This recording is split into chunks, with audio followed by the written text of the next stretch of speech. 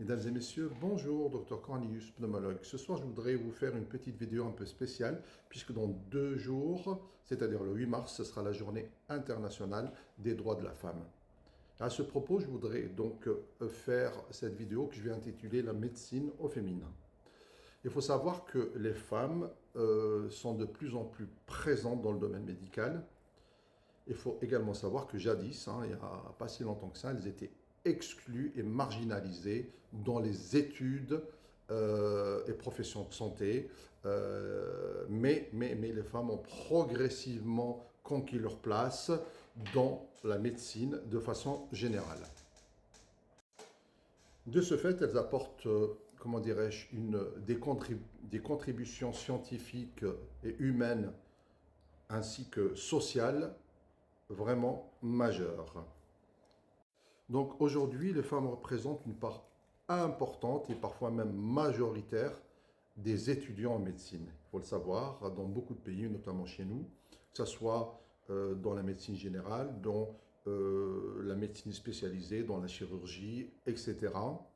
Elles participent ardemment dans la recherche scientifique, dans l'enseignement et dans la santé publique.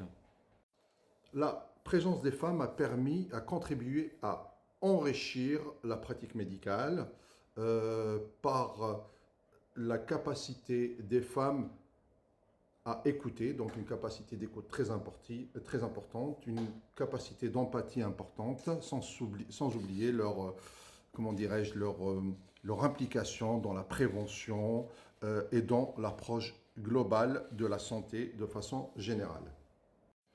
La médecine au féminin inclut aussi une meilleure prise en compte des spécificités de la santé des femmes, longtemps sous-étudiées, tout simplement, dans la recherche médicale, les progrès dans la compréhension de la spécificité de certaines pathologies typiquement féminines,